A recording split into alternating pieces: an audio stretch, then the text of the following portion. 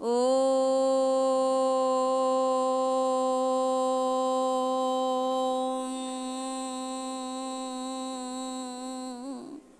Thank you. Dear sisters, Namaste. I am very happy to introduce Dr. Sandhya Pai, the chairperson of the present session. The present session is about the socio-cultural issues and media. Hello? The present session is about socio-cultural issues and media, and I'm happy to introduce Dr. Sandhya Pai, who is from Karnataka. And I feel it is not out of place to mention that from Karnataka we have come in a very big delegation of 55 numbers, and we have proportionately contributed. And naturally we have good speakers from Karnataka, and next session will be of all ladies from Karnataka. And to introduce Dr. Sandhya Pai in very brief because of the lack of time, she hails from a very, very renowned Pai family. This Pai family, they are the pioneers in Karnataka for starting these banks and educational institutions. And Dr. Sandhya Pai is a daring, dynamic journalist in Kannada print and electronic media. And it is very important to know that she is the only lady editor who is managing 3 Kannada weeklies. And she is, I can say, a role model to all the budding journalists in Karnataka. And the important thing is her editorials are very popular in Karnataka, which narrates a very good short story along with a message. So it has become so popular, then ultimately she had to publish it with, in 6 volumes of books. That is, very recently she has released the 6 books of these compiled editorials. So there is a lot of things to tell about Dr. Sandhya Pai. Because of lack of time, I am not able to convey all the things about her. And the other important thing that you can make out yourself, hers is a very glamorous personality, and her talent, she is multifaceted, as I have already told you. And the other thing is, you can see that she is an evergreen heroine, I can say, with a granddaughter of 10 years. So that you will witness right now. I request Dr. Sandhya Pai to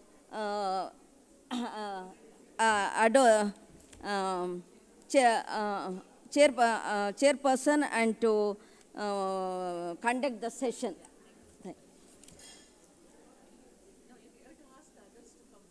Yes. I also request and welcome Dr. Vijayalakshmi Balekundri. Dr. Vijayalakshmi Balekundri. And Dr. Chudamani Nandagopal. And Dr. Geeta Ramanujam.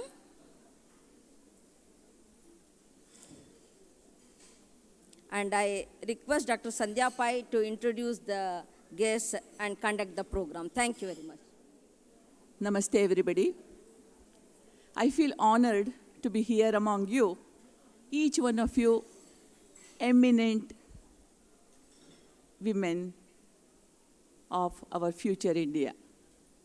I say this because I'm sure to be interested in things like this. Your children will be good sanskari, as Dr. Kiran Bedi said, they are all sanskaris. So this many children of yours will be a big part of the progressive India. I thank you all for that. I am here to chair the person, not to talk too much. I have only 5 minutes. Today, we are going to discuss, yesterday also we discussed, and today morning section also we discussed, lot of things which a Hindu woman is facing in the society or a woman faces in general. But I am of the strong opinion, what we do is we are treating the symptoms. The symptoms which we see are there in the society. But I strongly feel we have to think what causes this? What is the cause of these problems? Maybe inequality, maybe abuse on women, or so many, drug addiction, intersocial relationships, religion marriages, whatever. There are 100 problems, but why the problems are there? Why were they not there 50 years back when we grew up? It was not there. Unless we treat these symptoms, this cause, these problems cannot be solved. When we grew up, there was a joint family. The first and the foremost thing. The eldest in the family, or the elders in the family, they guided the younger generation. They always said, they always put forth the rules, what is right and what is wrong. In that guidance, we all grew up, learned lot of things. How do you respect an older person? How do you preserve certain cultures?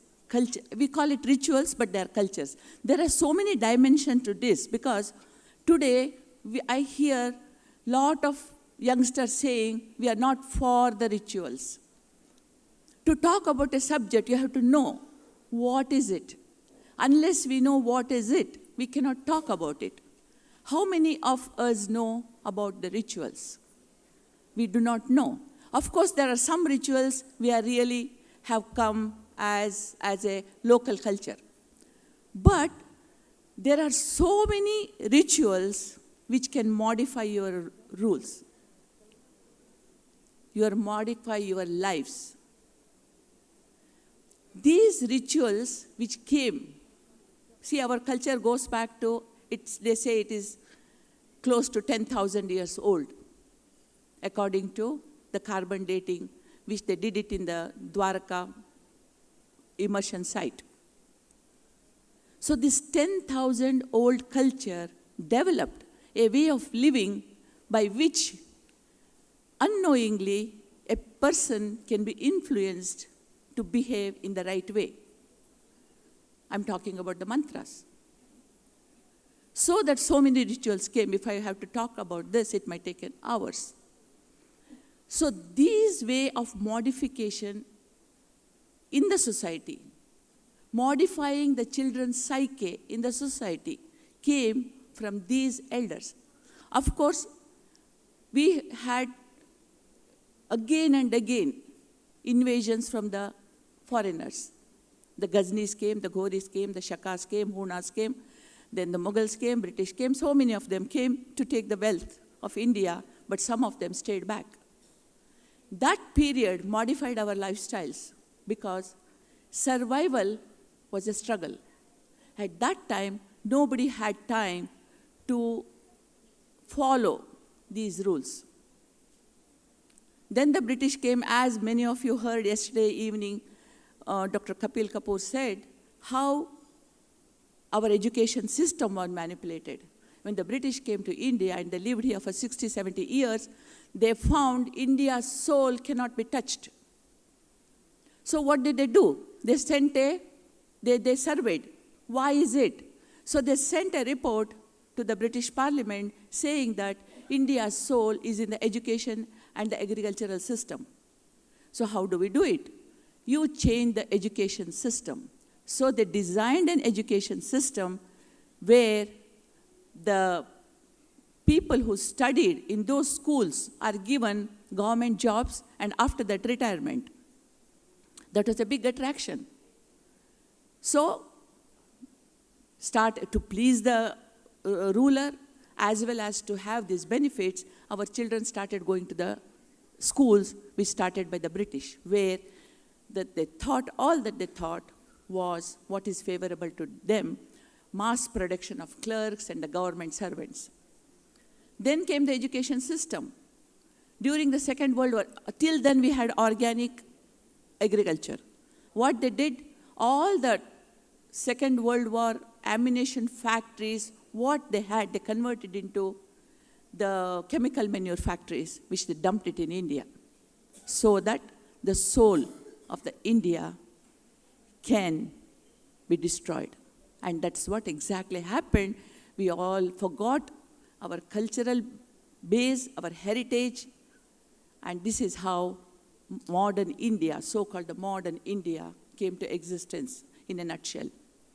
But the mistake we did is, till we got independence, we were all focused just to have the freedom from the British rule. But once the freedom came, we forgot. We did not know, rather, how to rule ourselves, because already 500 years has lapsed under foreign rule. 500 years have lapsed. By that time, 500 years is a very long time. We have forgotten how to rule ourselves. Even today, the certain problems, like the garbage which you throw on the road, was a subconscious reaction to the ruler. You are ruling me, this is my country, but now I'll show my resistance. I'll throw my garbage on the road. You clean it. Even today, we have not, even after 67, 68 years, we have not identified ourselves. I am the ruler and I am the praja. You know, I am the owner of this country. Every inch of this land is mine. I cannot pollute it. I cannot destroy it. And each child in independent India, it just does not belong to the parents. It belongs to the country, because that is the future of India. That is future India. We have to inculcate certain values in that child, so after 10 years, after 15 years, after 20 years, we might not be there, but there will be an India with the past glory.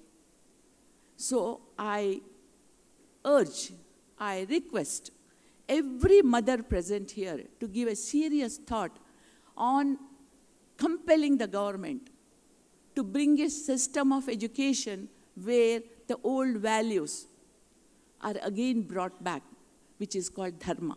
Dharma does not have an equivalent word in any other language in the world. Dharma is a righteous way of living. So what is a righteous way of living? In two simple lines, our ancestors has put a beautiful way. How do you live? It says, Trembakam yajamahe sugandhim pushtivardhanam urva rukamiva bandhanat mrutyor mukshiya mamritat. It says, Trembaka. There was no image, there was no idol, there was no temple in the Vedic ages. They believed there is a universal energy which we call God. So Trembakam, the energy which is prevailing at all the time. Yajamahe, I pray to him. Yaja means one who gets intensely pray. Yajamahe, sugandhim pushtivardhanam. Let our lives be fragrant, like a flower. Let it give fragrance to the society. Let me be useful to the society. Sugandhim pushtivardhanam. Give me energy and progress in spiritual path. Then what? Urva rukameva bandhanat. Urva means cucumber. When the cucumber is fully ripe, it gets detached from the mother plant. Like that, let me get detached from this world and from the body when the time comes for me to go. But every end is the beginning of something else. So death is not the end. Death is one part of it. My station has come, I'm getting down. But we have to get on the train somewhere else. So the beginning, let it be amrutatva. Give me amrutatva. Amrutatva means no balance in the account. No wants, no don't wants. Let me have this kind of life.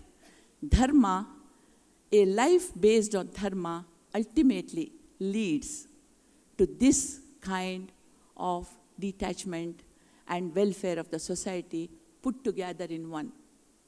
So, ultimately, every child has to be thought to be fragrant to the society.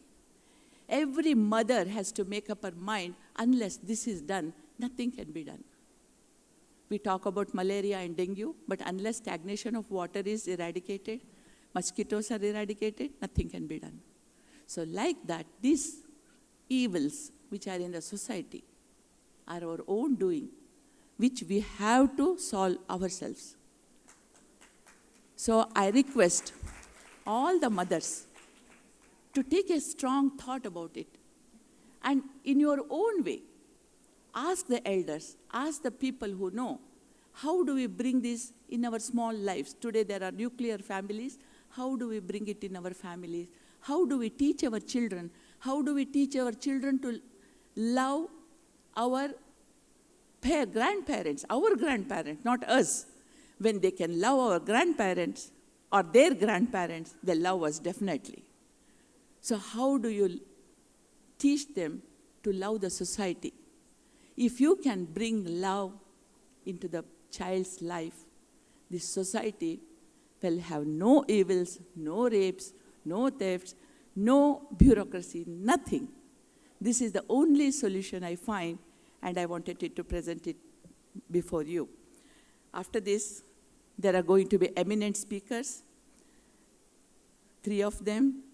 First is Dr. Vijayalakshmi Balekundri. I don't think she needs any explanation or the introduction, because all of you here from Karnataka know about her. Anyway, she is a pediatric cardiologist. She started the pediatric cardiology department at Bangalore Sri Jayadeva Institute of Cardiology in 1998. Is now treats 100 children every day. Also a columnist, a dancer, a painter. She has 3 Kannada books to her credit. She has 32 gold medals, my God. To her credit, has received many awards, including the Rajyotsava Award and the Lifetime Achievement Award for Cardiology from Abdul Kalam. Now, she is going to present her views before you. Next, when they are going to speak, I'll talk about them. Namaskar. Respected Chairperson, dear co-speakers, and the dearest delegates, I, Dr. Vijayalakshmi, stand in front of you in this, the Forum of Hindu Women during the World Congress of Hindu 2014. With utmost humility, I pray my pranams to you people. I sincerely thank the organizers for giving me an opportunity to speak on a very important topic which is close to the heart of a heart specialist and which is usually not discussed in the open, either shrouded or shunned and hardly debated, and that is the living in relationship, conversion, inter-religion marriages, and the impact on the Hindu society. Friends, Vivah or marriage is a very ancient and a very beautiful concept,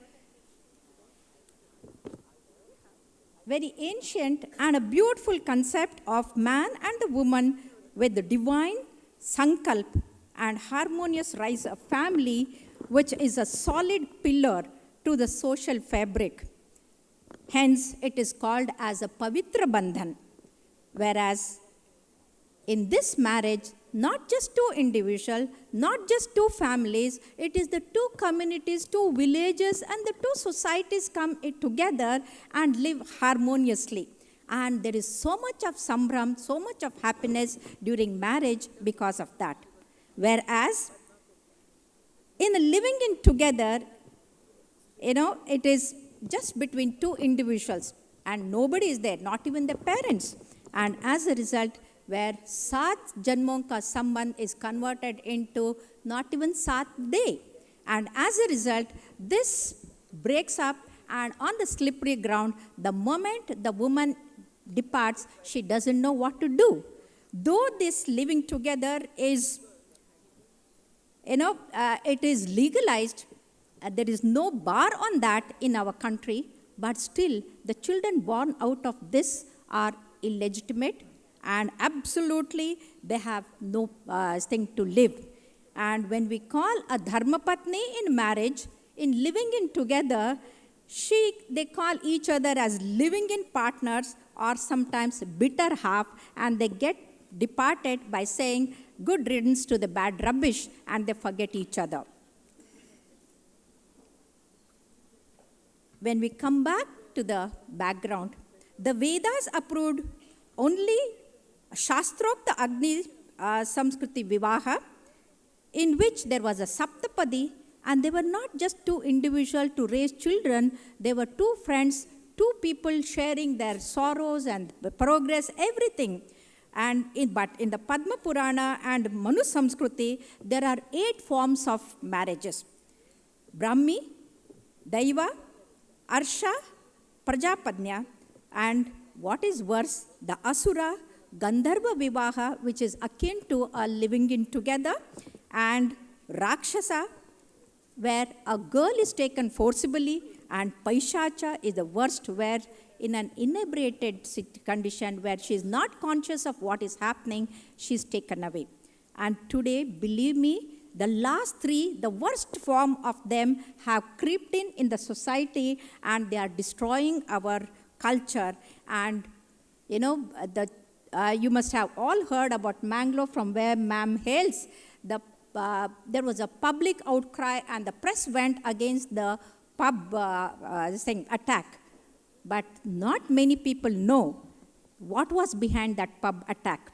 The girls were taken to the pub in the name of party, and then they were given alcohol, and they were lured into the wrongdoing.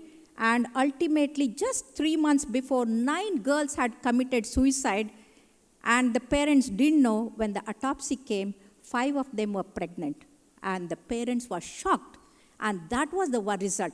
Like how we talk about the post-Godra and we don't talk about the Godra in the burning, here also people don't realize how our beautiful young girls were murdered literally by this. And hence, the younger generation, if they think living in together is modern, Western, and fashionable, they are sadly mistaken, because Shakuntala got into trouble, mental torture, all that because of the Gandharva Vivaha, where there is no bandhan at all. And hence, what is the impact? The impact of living in together, it is illegal, and the children born are illegitimate. Their problems are plenty. The problems are plenty because they don't have a marriage certificate, no ration card, they can't have the health scheme like Yashaswini for the treatment, and a father's name cannot be entered when their child goes to the school, and hence it causes lots of problem. And what is the solution? Solutions are scanty.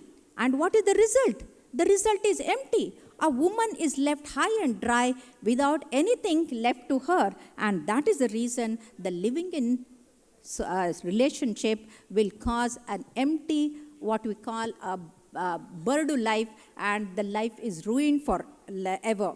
And hence, it denies the rightful samskara to the children and destroys the sacred samskruti of our great nation, Bharat.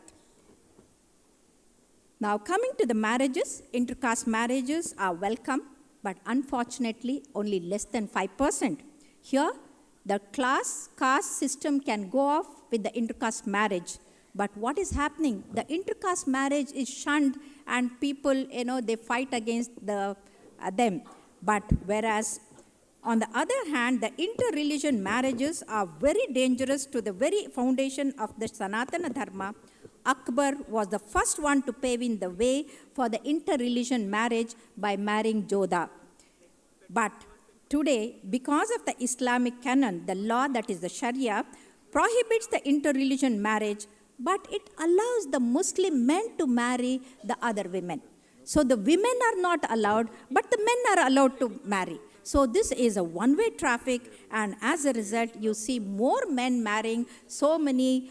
We have Saroj Khan, Gauri Khan, so many Khans, but the other way around is extremely rare.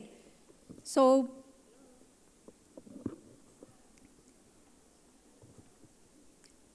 the conversion through a guise is become very evident. Love jihad may have gained prominence only now in the North India, but down south it was very evident. And as a result, in August 2009, the Kerala High Court asked the state government to consider and enacting a law prohibiting this sort of thing, where under the pretext of love, there cannot be a compulsive, deceptive conversion. That is what the Honorable K.T. Shankaran of the Kerala High Court said, and he rejected the bails of 2 Muslim boys who were caught red-handed practicing this love jihad. And these love jihadis don't decept only one girl. At a time, 4 to 5 girls are courted, and they are all duped and taken to a place where they are all converted. So, as a result, what has happened? Today, we are giving a free womb to produce more Muslims. Further, Justice K.T. Shankaran went on to say that after going through the case diary of such cases, it was clear that there was a concerted effort to convert the girls of a particular religion to another with the blessings of the religious outfits. So when the girl is lured after taking her, giving a missed call, and then talking to her and making her fall into the love, taking to the coffee bar or the ice cream bar, laced with the drugs and Vashikarana, and that girl is allowed to elope, and all the arrangements are done by the particular sect Maulvis. And not only that, a 1 lakh rupee is paid to the boy who converts the girl through the love. And this is how it is going on. And the court pointed out that there were 4,000 to 5,000 religious conversions due to so-called love jihad in the last 4 years in Kerala alone. So friends, this is how in October 2009, the Karnataka government also said that crime investigation department should probe, and they were shocked to see that the whole of the Mangalore, Karkal and Kasargod area, ma'am knows that there were hundreds of girls being converted. And as a result, in 2010, the Kerala Chief Minister, Sri V.S. Achyutanandan, called the love jihad an effort to turn the Kerala to a Muslim majority. And if you take 5,000 girls are converted through love jihad, and on an average, if they bear 5 to 10 children, so that means they are producing 25 to 50,000 Muslims every time they are converted. And a lady had come with her child with a heart disease, and I asked her, "Ye kitnawa hai?" She said, "Ye 17वां hai." "Ye आखिर hai?" She said, "No, और एक घर में है छोटा बच्चा, वो 18वां hai."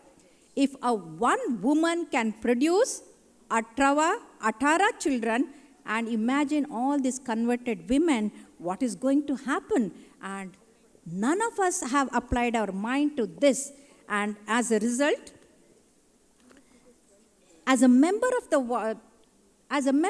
Voice for Justice, I was one among the 5 members. And then when we went to Kerala, my heart went out to the women, the mothers, the parents who are crying for their children.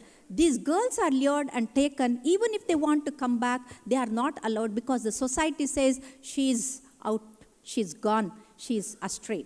And what happens? The girl cannot come back, and there she has a miserable life because those boys are useless dandies and good for nothing fellows, not even educated. And these girls come from very good, highly educated families, and hence it becomes a miserable for them. And a missed call is converted into Mrs. Call, and this is not a fiction. This is not what I'm talking out of my hats. I have already gone and seen. We have recorded every documentation, and then we have realized how horrible these girls have to face the life. And according to According to ex-Chief Minister Oman Chandi, 2,500 women have been converted to Islam in 2006, and only 79 converted into Christianity, and a negligible 2 to Hinduism. And Love Jihad in Kerala is a part of the global Islamization project, and as a result, more are converted. And one side, the bishop says that they receive anywhere between 165 million US dollars, that comes to 1,600 crores rupees, and that is more than our Navy expenditure. And the Navy submarines are going because the battery is not bought for them, and so many things are not repaired, and they have a whole ship of the nation, that is the Bharat, is destroyed because of this, and none of us bother about it. And when it comes to conversion, Christians still lead in organized conversion, because here not a single person, all the churches are allowed, and once per church itself says, and they receive 1,000 crores per year, and all the churches are allowed, whereas Hindus are not allowed to convert the Muslim or the Christians back to Hinduism, though they were once. And that's exactly happened to Nehru's great-grandfather, who Raghuram became a Muslim, and when he was not allowed, accepted back when he wanted to come back, and that time his generation became the chief minister successively ruling the Muslims, ruling the Kashmir, and that's how we are shunning the people who got converted once.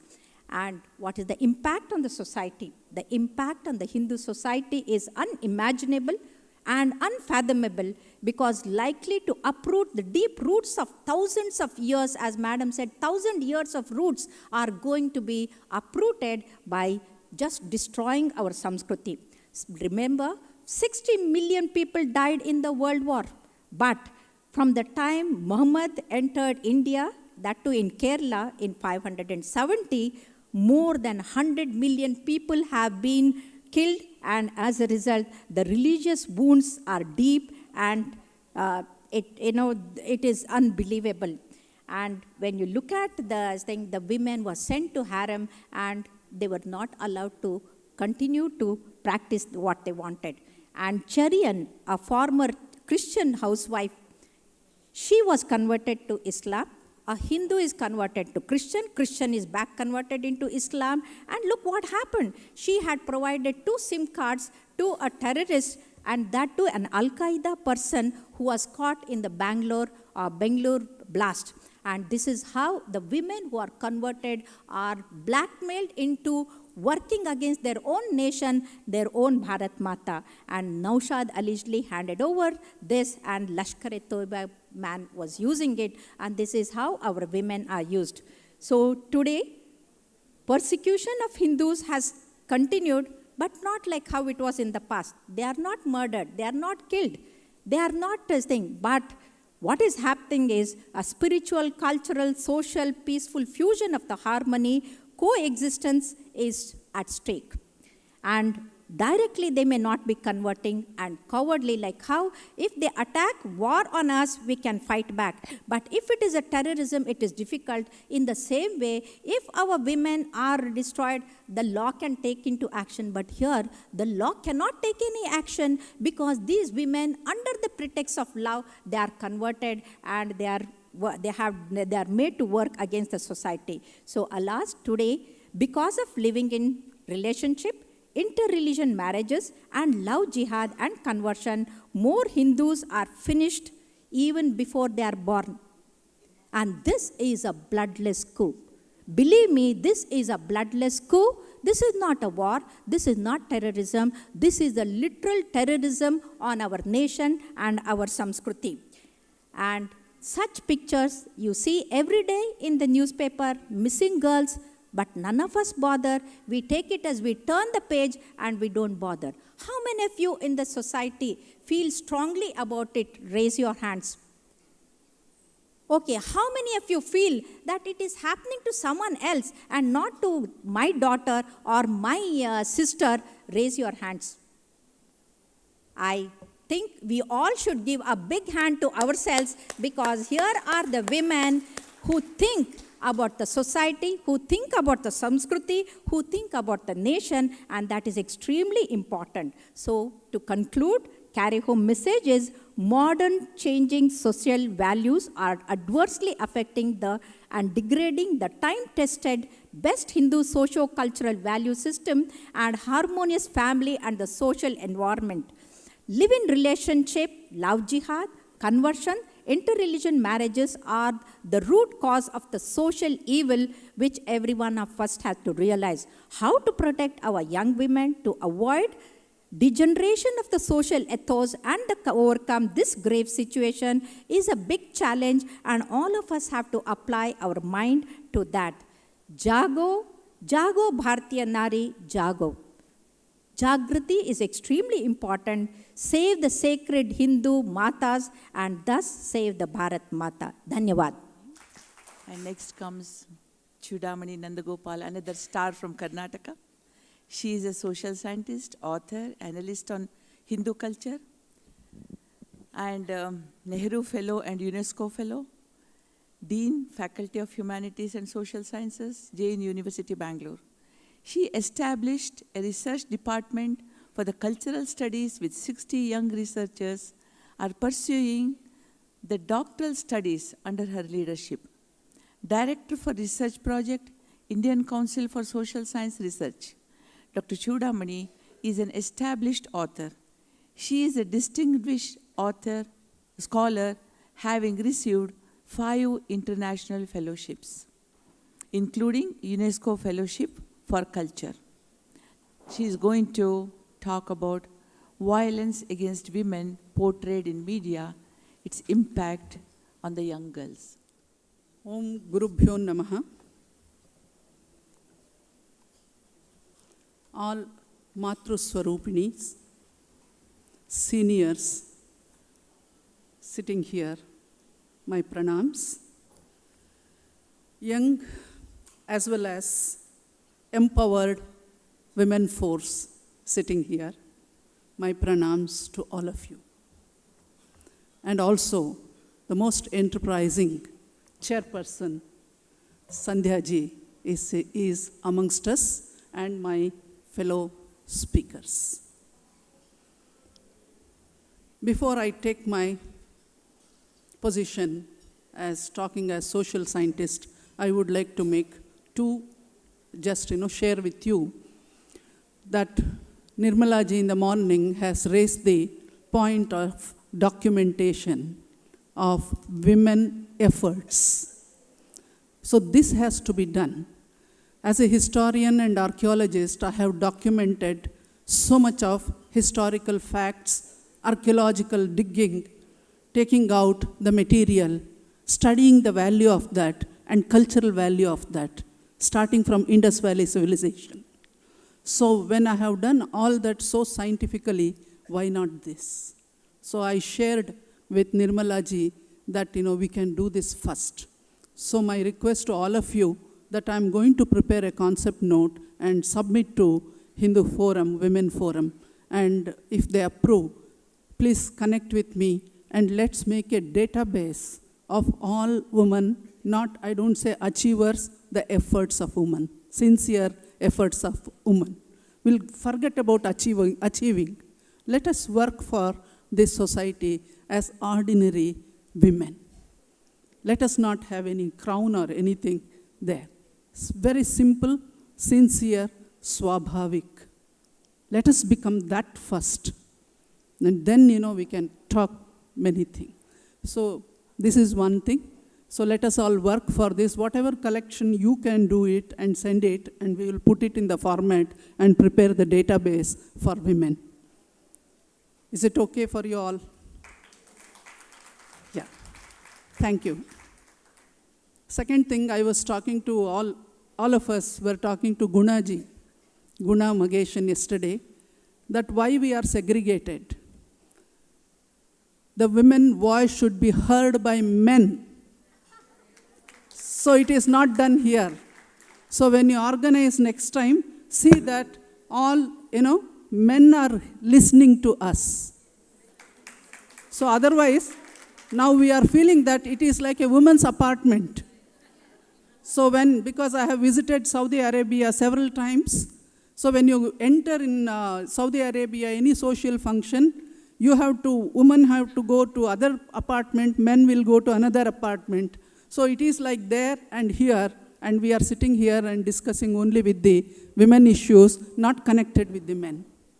So I think that, this has to go. And we are with them and they are with us. Without that, we are listening to Ardhanari concept and all that, that will not work unless we all go together. Thank you.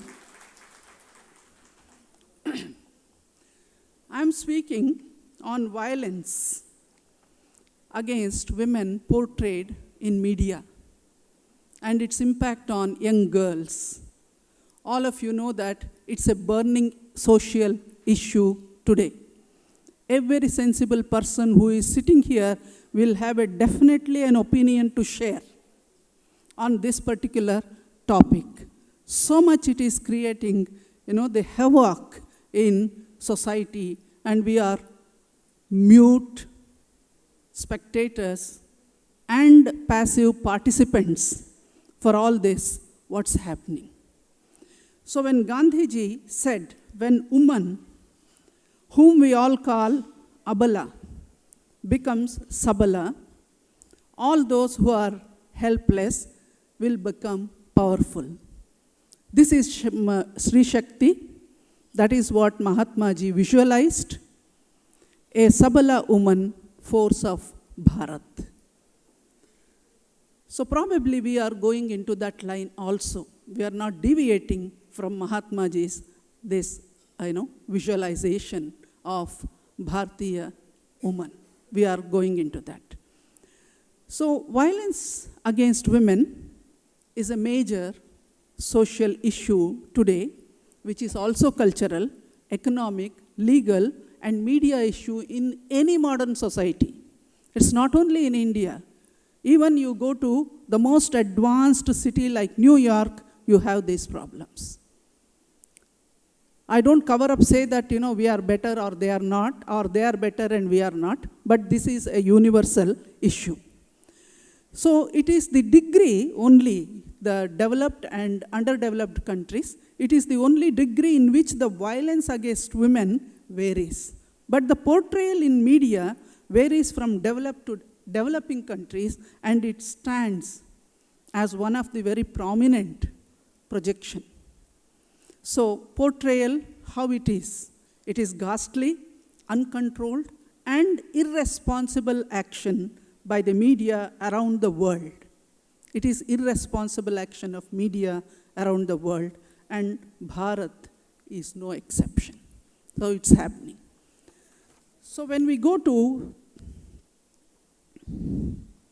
the positive and negative notions on women in Bharat. So she is portrayed as Pativrata. Her Sri Dharma is always, glorified. She has been treated as Shakti. And many men philosophers, even starting from Sankhya, the Kapila Muni has given this concept, and even Patanjali, almost all philosophers have seen her as a Shakti, a powerful energy. And she is a Jagat Janani. Even today in Bengal, the Durga festival, she is portrayed as Jagat Janani, not just an idol of Durga. And she is also Sati.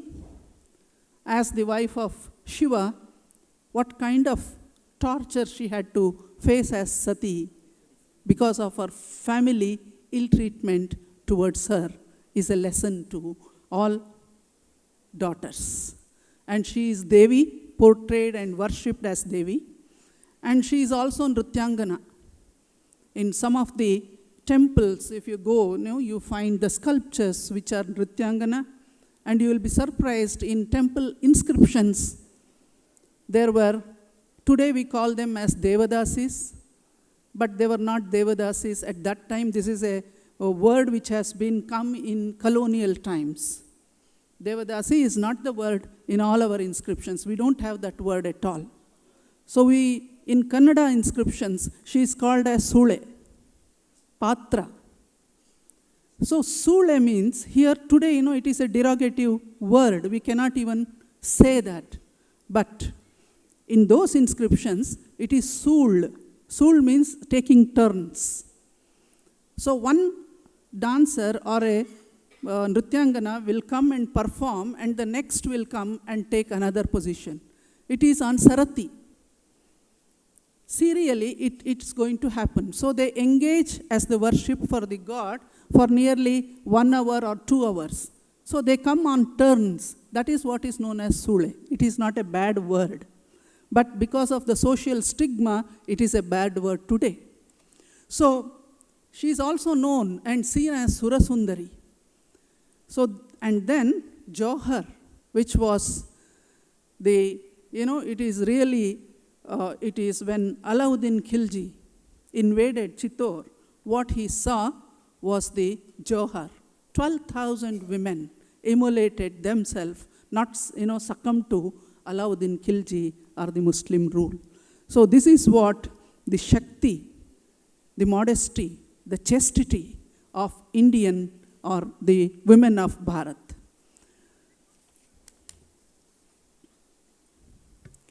Now, violence against women is the most shameful human rights violation, and it is perhaps the most pervasive. That is, Kofi Annan has said, and all of us are here, join him. It is true. So, every sensible man or woman, they agree with the opinion of Kofi Annan. What kinds of violence we see in most of these media or elsewhere? It need not be media, even otherwise also. The domestic violence, including dowry deaths, rape, child marriage, female infanticide, and so many things, forced prostitution, eve-teasing. What are the two very strong cultural issues associated the violence against women are two. That is, deaths related to dowry demands and use of sex determination tests. These are the two culturally, socially associated, issues. So various studies are conducted on the issue of these things, and we have the many reports. I have gone through in my paper in detail about all the reports of what are the reports the UNESCO or UN or Government of India or other NGOs, what studies they have conducted on the violence of women. I have incorporated in my text all those things. So what is the portrayal of women in media? This is what is very interesting to see. So what is media? And all of us know, and there was a question also in the morning about the media and what's happening in the media. So here, media is, we have, in modern age, there are various platforms on which women are projected in the media, such as print media, electronic media, entertainment media, and digital media. Print and electronic media covers newspapers, magazines, posters, and the TV news channels, often highlighting the victim who is a woman instead of the crime or criminal. Only 24% of news subjects are women, 76 are men. This is a fact. And advertisement. Another important way of portraying women in print electronic media is through advertisement, which provides greater scope for projecting women than the message. Then, in consequence, female sexuality is represented not as the sexual liberation of women, but as the availability of women for male consumption. An advertisement which is questionable on ethical grounds invites criticism. Advertising Standard Council of India and Consumer Protection Council are supposed to be effective in censoring such advertisements on ethical issues, but advertising industry tries to sensationalize the products by using women, the lack of awareness of social responsibility with the advertising companies and not following already the censor and the advertising council is the result of this. For this, the protest and strong action by the government or the penalty only is the answer for that. And the TV serials, which are so loved by people of all sections in our country, the electronic media makes use of its potential by getting sponsors for the TV serials, and the media content reproduces sexiest and stereotype women in these serials. Sometimes all these ways of portrayals are far from reality. If you really see that, it is far from reality. And earlier, films were seen only in theaters by particular section of the people or the population. Now, in serials, they are trying to replicate all movie situations because they feel that, small screen is more profitable than the large screen. So they have taken this route and forgetting the fact that TV is in the drawing room and there are all age groups and types of population watching it. So this is very, very sensitive issue one has to think. And coming to electronic entertainment media is featured by film and documentary, where the directors and producers search for male-dominated themes. They always look for male-dominated themes, and the atrocities on women characters in one way or the other. Even in documentaries, the featuring of women is dramatized. More than actual, the woman playing role, it is always dramatized. And which is away from reality. Certain sections of women take pride in such characters influencing and portraying. This is very ridiculous. Women themselves offer for the sake of many things to all these things. And lastly, it is digital media which is with the youngsters today. All youngsters use only the digital media and they are very comfortable, they are very happy to use it. So what is the effect of that? It will be always in their hands. They can see anything. So what is there in this digital media? It can be video games, MMS, pornography sites, YouTube, social media, cell phones, tablets, they are all come under this particular digital media.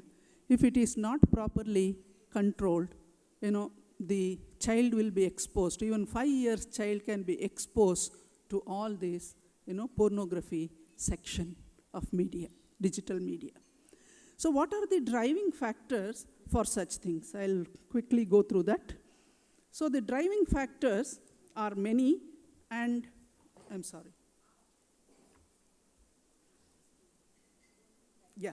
I'll be summing up in the 2 minutes. So the driving factors are the responsible for projection of women in various ways. It is objectification to sell products, sensationalization to increase TRP rates, crime-related situations, and many people have commented that media loves violence. Media always loves violence, so they bring violence in some way or the other. This is the comment internationally made, even in UNESCO delegations and conferences. So item numbers and bar situations are very, very ridiculous and which focuses women. Women are poorly represented in key positions and levels in media, in news and other medias.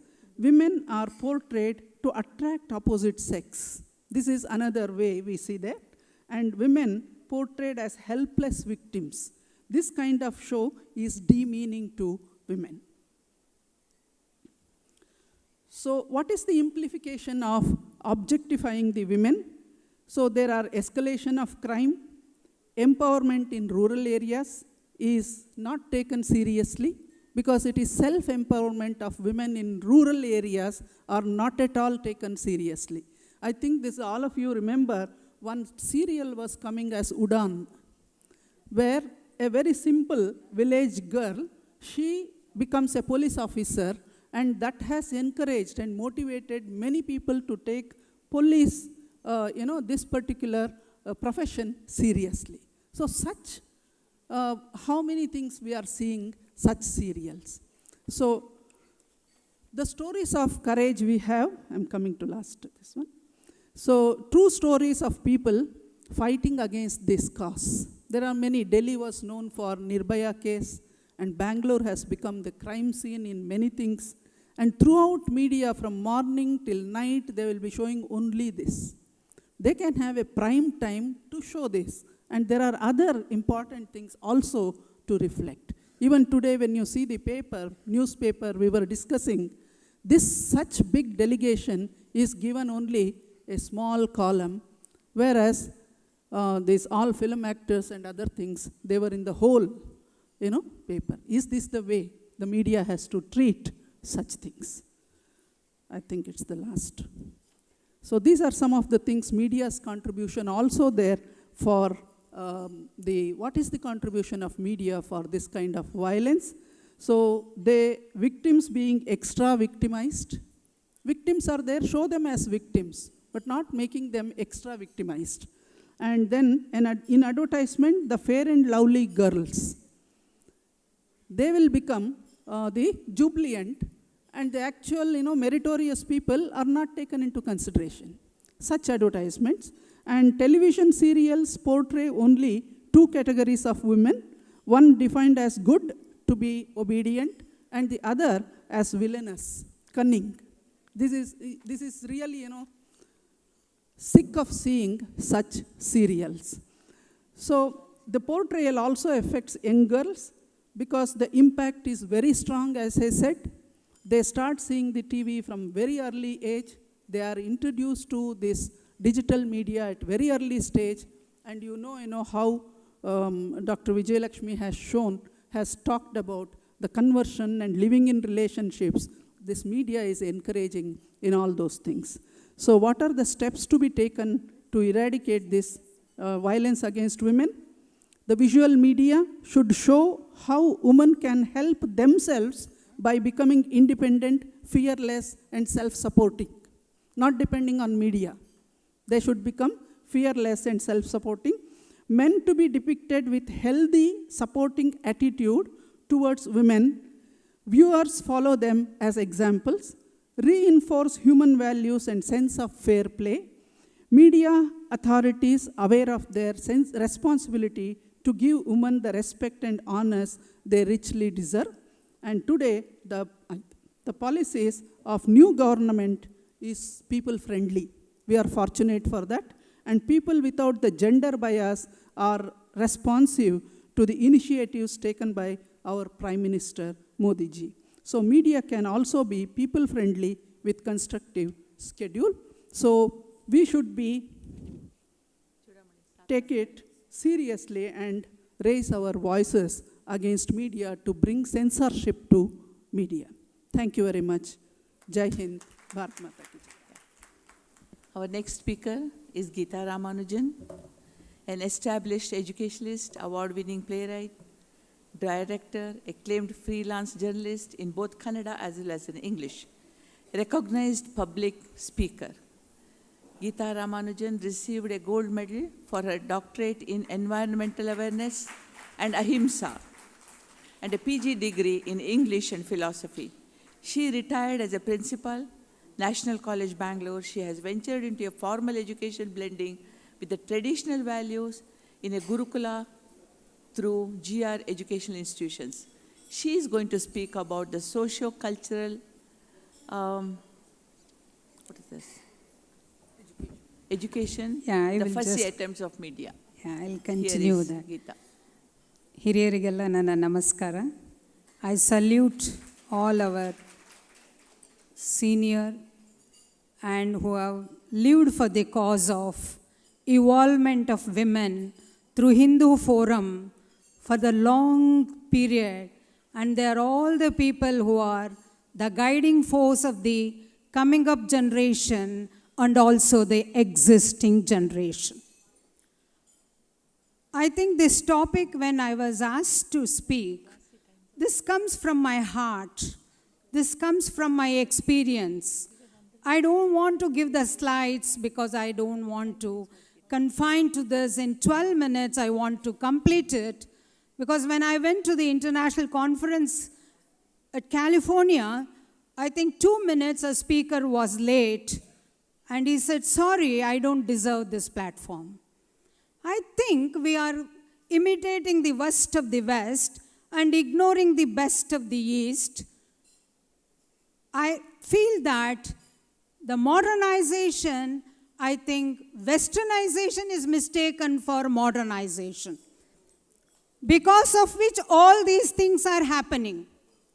I've been with my students of the age group of 12 to 22 for the last 45 years. And I'm a theater person, and I've given a lot of artists to the media. I myself is a media person, resource person, and I've directed a lot of serials. I've done one serial for the national program, that is again Sulekere from Mandya. It is the prostitute who erected the lake during the British period, and the Mysore Maharaja had lost his power. A prostitute woman. I think morning what Madam Nirmala Sitaramji told is 100% correct. Is the self-reliance on the part of the women, self-assertive nature.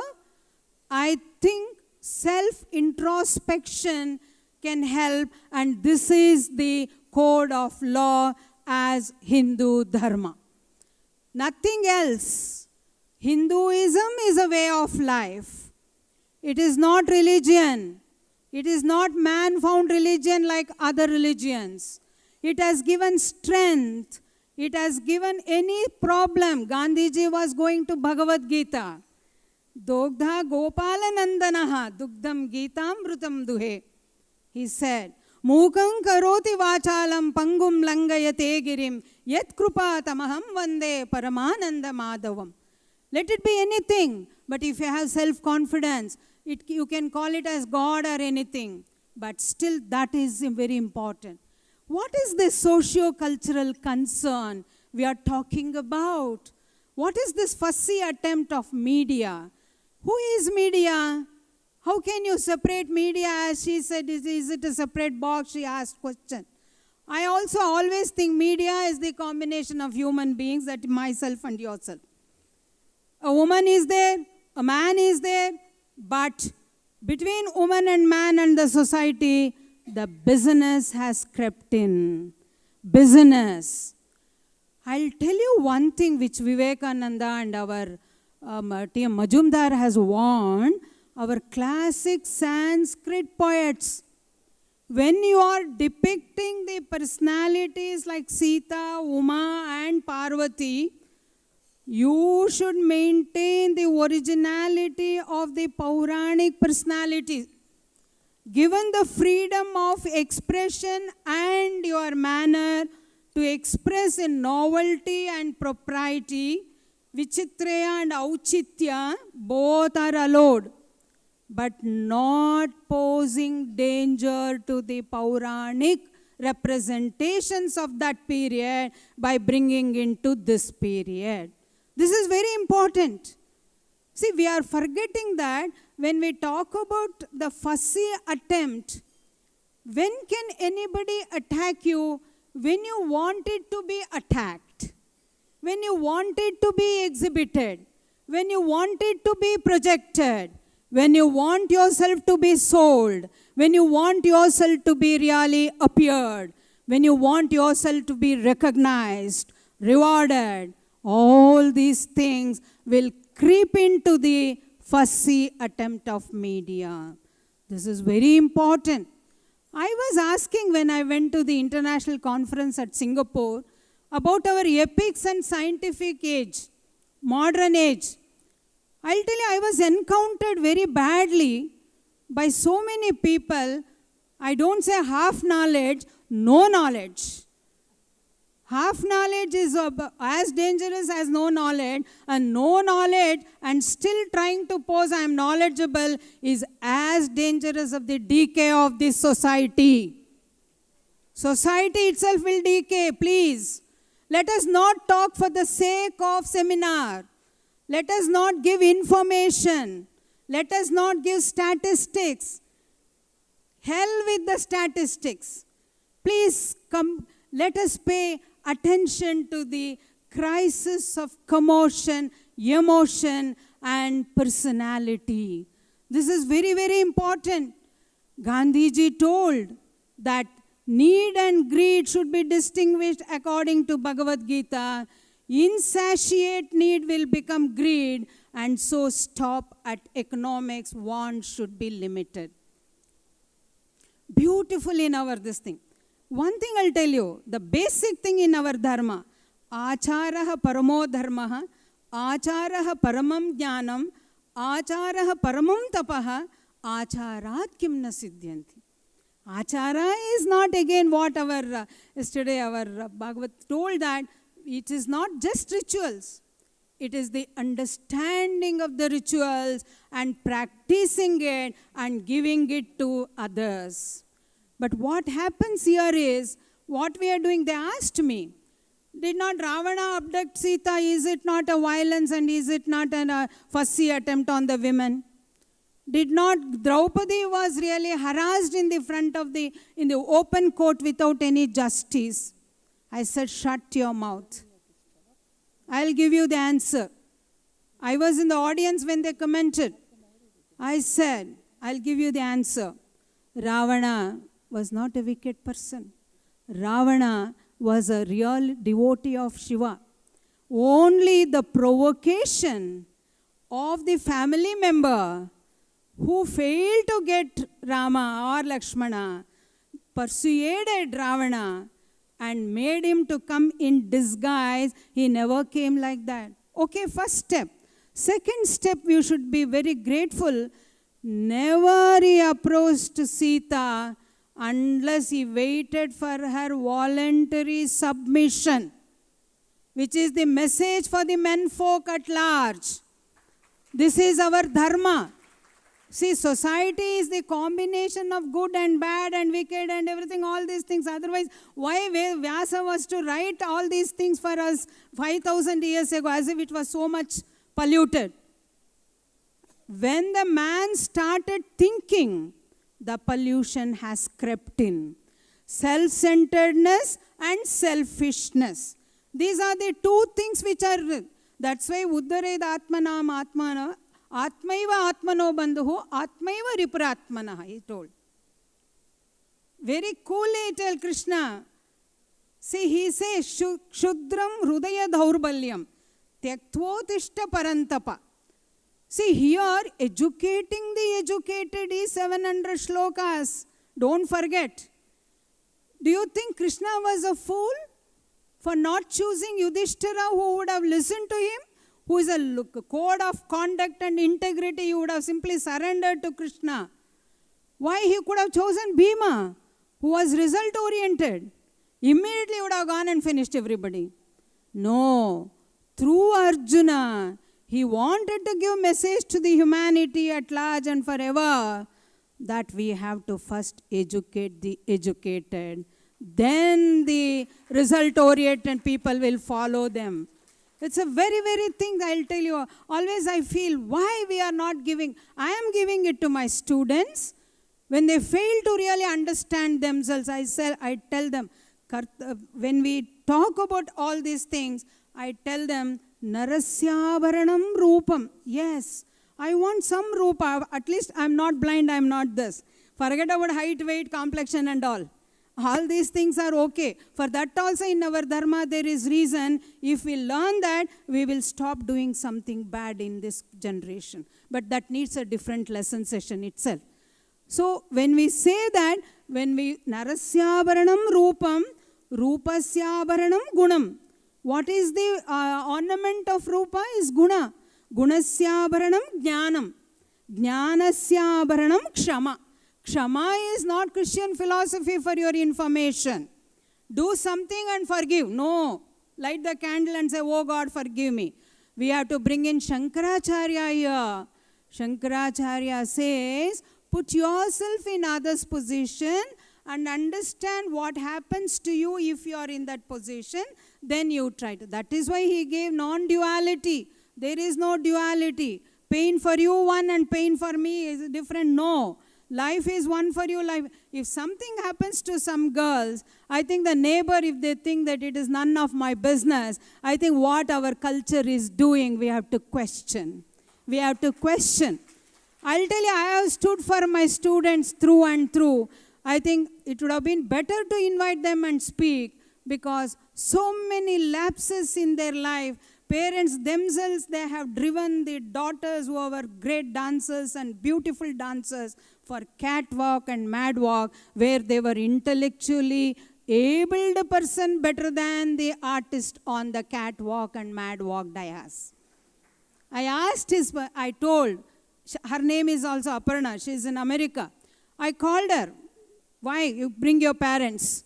She said, for one walk from here to there, I think the textile people will give 10,000 rupees and father wanted 10,000. They were not poor. This you should understand. They were not poor. That is why we have to understand that media being fussy, media is none other than ourselves. So we have to give them the culture here. And Khalil Gibran or anybody says that the freedom should be followed by fetters. Fetters is limitations. If you lose the limitations of freedom, that itself becomes the limitations for not exercising the freedom. So that means freedom and this particular limitations of freedom should go hand in hand.